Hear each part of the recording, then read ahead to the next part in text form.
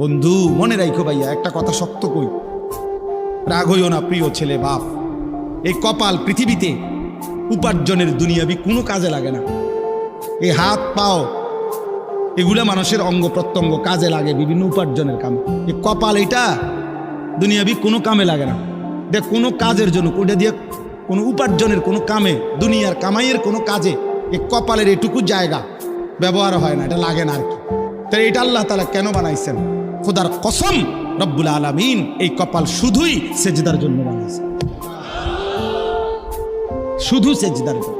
এই জন্য যে কপাল সেজদা দেয় না, যে কপালে সেজদা নাই, তুই মানুষও না, মানুষের বাচ্চাও না। ইনসানের কোনো কাতারে সে পড়ে না,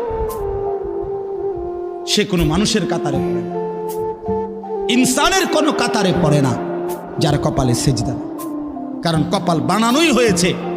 সেজদা কাকে বলে? ওয়াদউল জাবহাতে আলাল আরদ, জমিনের মধ্যে কি রাখা, এই তো কপাল রাখাটারই কি কয়। তার মানে সেজদা কপাল, কপাল বানানোই হয়েছে কিসের জন্য?